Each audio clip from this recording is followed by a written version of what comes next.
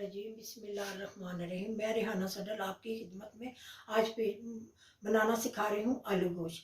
ये आलू गोश्त जो है ये हमारी बड़ी मशहूर डिश है, हमारे पाकिस्तानियों की। हर घरों में बनाया जाता है आलू गोश्त, पर अंदाज़ सबका अपना अपना होता है। मेरी अम्मी का जो आलू गोश्त का अंदाज़ था वो मैं आपको सिखाने लगी हूँ। इंशाल्लाह बड़ी ही आसान रेसिपी है, आप अपने अपने घरों में बनाएंगे। इसका छोटे बकरे का छोटा गोश्त ले रही हूँ, आप बड़ा गोश्त भी ले सकते हैं तो ले लीजिए। मैं इसमें शामिल कर रही हूँ ये मेरे जो खड़े मसाले हैं। ये देखिए 3 अदद ये इलायची, सब्ज़ इलायची है, दालचीनी के टुकड़े हैं, समनीन के टुकड़े जिसे कहते हैं, और लौंग है, और हमारा शाही ज़ीरा है। देखें इसको पहले मैं घी में कड़का लेती हूँ ताकि इसकी जो खुशबू है वो मेरे गोश्त में आ जाए। लीजिए ये देखें मेरा प्यारा सा हांडी, इसमें देखें मैं आलू गोश्त के इसको कड़का कर फिर जो ज़रा इसकी खुशबू आ जाए तो फिर मैं आपको गोश्त डालकर ज़रा गोश्त का कलर। लीजिए मैं आपको अपना ये देखें ये मेरा बड़ा खूबसूरत सा खुशबूदार हो गया। इसके अंदर मैं आधा किलो बकरे का गोश्त जो है ना वो डालकर ज़रा भूनूंगी। इससे जो गोश्त की कुदरती स्मेल होती है वो ख़त्म हो जाती है।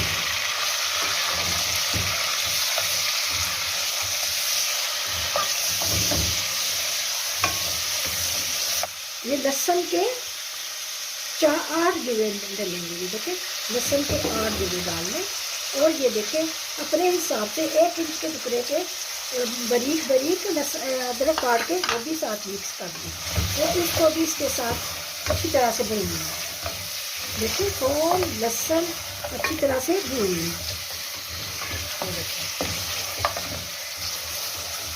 इसमें लहसुन जो है ना वो ज़्यादा डलता है, और जो इसे कहते हैं ना प्याज इतना ज़्यादा नहीं डलता। ये बस आप ध्यान रखें।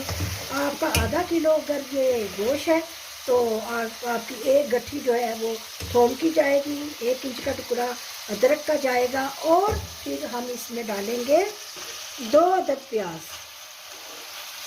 ठीक है, प्याज ज़्यादा नहीं जाएंगे क्योंकि ये जो इसका शोरबा होता है ये बहुत प्यारा सा होता है, हल्का हल्का जूसी जूसी होता है, ये बिल्कुल ठीक नहीं होता। अगर प्याज ज़्यादा डालेंगे तो ये गाढ़ा हो जाएगा, आलू गोश्त का जायका ख़त्म हो जाएगा। इसमें लहसुन अदरक और प्याज ये बड़े हिसाब से डलते हैं, बहुत ज़्यादा नहीं डालने चाहिए। देखिए जब इस सिचुएशन पर आ गया है, गोश्त ने अपना रंग बदली कर लिया है, तो प्यारे से जो खुशबुएँ थी मसाले की वो भी इसमें रस बस गई हैं, सब कुछ हो गया है। तो इसमें हल्दी जो है ना, आम हांडी में हल्दी जो है वो हो जाती है आधे टीस्पून से भी कम, लेकिन इसमें आधा टीस्पून हल्दी, 1 चम्मच भर के नमक, 1 चम्मच लाल मिर्चें, ये सब चली जाएगी। देखिए चली जाए, और बाद में जब ये जो मेरा गोश्त है ये गल जाएगा तो फिर इसमें आपने आधा लीटर पानी डालकर लाइट सी आंच पर रख देना है, ताकि इसका जो मज़ा है ना गोश्त का चीज़ों का उसमें आ जाए। तो आस्ता आस्ता पकाने के लिए मुझे आधा घंटा इसको रखना पड़ेगा, और आपके सामने फिर मैं अपना प्यारा सा ज़ीरा डालूँगी और अपने घर का बनाया हुआ गरम मसाला वो डालूँगी, ताकि इसकी जो लज्जत है वो बढ़ जाए। 1 छोटी प्याली 2 चम्मच जो है इसके अंदर मैं डालूँगी दही के डालूँगी। ये सब डाल लीजिए। अब जब गल जाता है फिर आपसे मिलती हूँ एक छोटी सी ब्रेक के बाद। लीजिए फिर अस्सलाम वालेकुम। मैं अब आपको आगे का प्रोसीजर बता रही हूँ। गोश्त गल गया है तो मैंने बाकी का प्रोसीजर आपके सामने है। लीजिए मैं आपको बता रही हूँ कि गोश्त कैसे गल गया है। बड़ा प्यारा आधा घंटा मैंने उसको रखा था, अब वो गल गया है। अभी देखिए गोश्त जो है कितना प्यारा गल गया। इसमें बस इतनी कसर मैंने छोड़ी है कि जो आलू, देखिए मेरे प्यारी बहनों और मेरे प्यारे देखने वालों सब देखें। ये देखो मैं अभी इसको गोश्त को अच्छी तरह से भून रही हूँ। इसको भूनना है, भून के आपको मैं बताती हूँ कि देखें गोश्त कैसे गल गया है। ये देखें गल गया।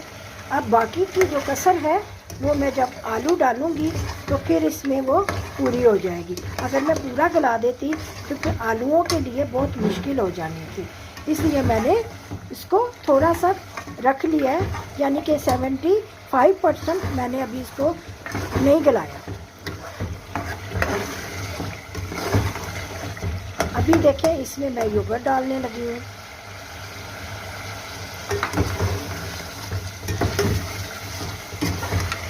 फेंट के अच्छी तरह डालें ताकि इसके अंदर जो है ना वो योगर्ट की फुटियाँ ना रह जाए। इसलिए मसाले को आपस में जोड़ना है और फिर आलू गोश्त का जायका जो है ना वो अच्छी तरह बनेगा। ठीक है, ये मेरा प्यारा सा सूखा धनिया और ज़ीरा, आधी 1 चमची सूखा धनिया है और 1 ही चमची जो है ना वो ज़ीरा है। देखिए ये हो गया। इसे अच्छी तरह से ना भून लें ताकि वो जो योगर्ट मैंने डाला है उसका कोई भी लम्स बाकी ना रह जाए, उसकी फुटियाँ ना हो। जब आप योगर्ट डालें तो चूल्हे को ज़रा आहिस्ता कर लें ताकि उसके अंदर ना जाके दही जो है फट ना जाए। देखिए कितना अच्छी तरह ये भुना जा रहा है। इसमें ज़रा आम हांडी से ज़्यादा वो होता है, ऑयल होता है। ऑयल का घबराना नहीं, क्योंकि हमने जब आलू डालने हैं ना तो उसका जो है ना गाढ़ापन आना है इसमें, तो फिर ये अच्छी तरह ऑयल हो तो फिर अच्छा लगता है आलू गोश्त में। अभी मैं इसमें सब्ज़ रंग की 4 मिर्चें जो है डाल दूँगी। 4 मसालों में भुना गया है। अब इसको मैंने इसमें मसालों के सारा जब ये गल गया है 75%, फिर मैंने अच्छी तरह भुना है। बस फिर आलूओं के साथ इसको भुनेंगे ताकि आलूओं का जायका भी जो है ना वो मसाले में रस बस जाए। इसके ऊपर ना नाचना शुरू कर रहे हैं, इसका मतलब है गोश्त को हमने अच्छी तरह धीमी आंच पर भून लिया। अब देखें ये पानी थोड़ा सा डालेंगे, इसमें जब इतना पानी हो इतना इसमें फिर आलू डालेंगे ताकि आलू भी जाके इसके अंदर भुने। अगर थोड़ी सारी मसाले की तरी होगी तो आलू अच्छी तरह भुने जाएंगे, वरना वो जो है ना नीचे से सालन जो है ना जलना शुरू हो जाएगा। अब साइज़ ये होना चाहिए, छोटे आलू हैं तो उनको सेंटर में से 2-2 कर लें। ज़्यादा मोटे भी नहीं होने चाहिए और ज़्यादा छोटे भी नहीं होने चाहिए। देखिए ये 4 आलू मैंने डाले हैं और देखें इनको सबको, जो बहुत बड़े थे उनको मैंने ऐसे कर लिया। ये बड़ा ख्याल रखें जब आप आलू गोश्त पकाएं तो ये ख्याल रखें आलूओं का जो साइज़ है ना वो छोटा छोटा नहीं होना चाहिए। आपकी मर्ज़ी, आलू 6 भी डाल सकते हैं छोटे हैं तो। मेरे घर में सिर्फ हम 3 मेंबर है, इसलिए मैंने आपको आधा किलो गोश्त बनाना सिखाया है। इसी का जो मैंने आपको तरीका बताया, इसको डबल करते जाए। देखिए उसमें थोड़ी थोड़ी तरी थी और मसाला जो था वो साथ में चिपका हुआ था। अभी इसको जब मैं भूनूंगी इसका जायका जो है ये सारा उसके अंदर चला जाएगा, गोश्त के मसाले के अंदर चला जाएगा। ये देखिए इसको अच्छी तरह भून ले, 5 मिनट अच्छी तरह भून ले, साइडों को साफ़ कर ले ताकि जले ना, हांडी जले ना। अब देखिए सूखा धनिया भी डाल दिया, सब कुछ डाल दिया। अब मैंने जो घर पर अपना गरम मसाला बनाया हुआ है वो एंड में जब ये धनिया डालूंगी मैं तो फिर सब्ज़ धनिया डालने के बाद मैं ना आपको बताऊंगी जो मेरा घर का मसाला है मैंने जो बनाया हुआ है तो वो डालना सिखाऊंगी। जब ख़त्म हो जाए काम सारा तब डालिए, उसके पहले ना डालिए, क्योंकि वो जो होता है ना इसकी कलर ये इस तरह का होना चाहिए, काला काला नहीं होना चाहिए। ऐसे लगता है फिर जल के बना हुआ है, जल के नहीं बना, खुला खुला कलर है इसका। देखिए कितना प्यारा कलर है। अब देखिए मेरा तैयार हो गया। अब मैं इसमें जितना शोरबा चाहिए, यानी कि आपको ज़रा पतला चाहिए तो 4 प्याली पानी डाल दें, यानी कि आप इसमें ना 2 गिलास पानी के डाल दें। तो उसके बाद वो जब आपको जितना आलू गल जाए, जितना शोरबा आपको आपके घर में पसंद किया जाता है उतना रख लें। मेरे घर में ज़्यादा लंबा शोरबा नहीं पसंद किया जाता, इसलिए मैं नॉर्मल रखती हूँ। लीजिए मैं आपको मिलती हूँ इसको तैयार करने के बाद। 1 गिलास पानी,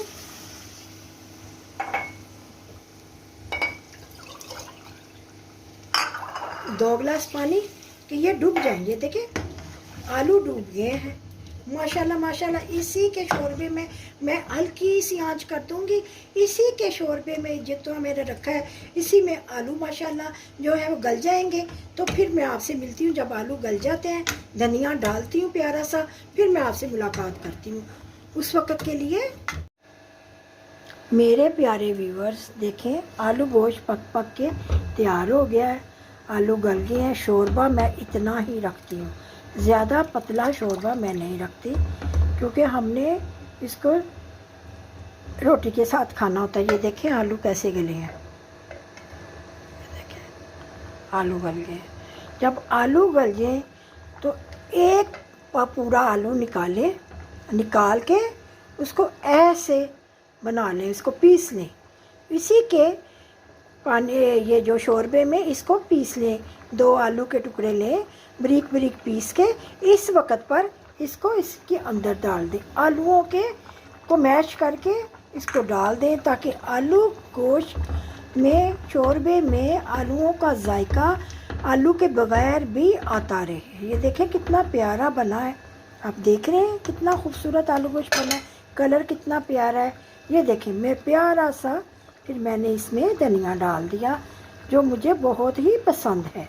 आप भी इस तरह थोड़ा सा डालकर इसको पका लें, ताकि इसकी खुशबू जो है 2 मिनट पकाने के बाद इसमें आ जाए। जब ऐसे हो जाए तो फिर मैं आपको बताती हूँ। ये देखें 1 चमची भरकर इसके ऊपर गरम मसाला डाल दें। देखें अभी डाल के गरम मसाला, ये देखें गरम मसाला डाल के इसको फिर कवर कर दें। लीजिए हमारा मज़ेदार सा आलू गोश्त तैयार हो गया है, और मैं इसको टेस्ट करके बताऊंगी कि ये कैसा बना है।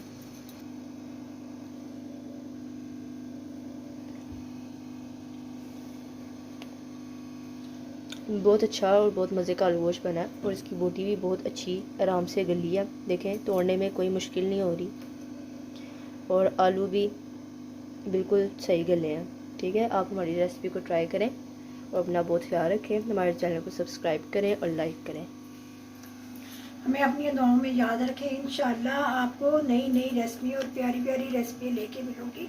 और आपकी भी अगर कोई फरमाइश है तो आप मुझे कमेंट्स कर सकते हैं। मैं इंशाल्लाह आपके कमेंट्स पढ़ के भी बताया करूँगी। और इंशाल्लाह ताला हम आपके लिए, अब जब नए आएंगे तो शायद मैं आपके लिए फ़िश की रेसिपी लेके आऊँ, करी फ़िश की रेसिपी लेके आऊँ। तो इंशाल्लाह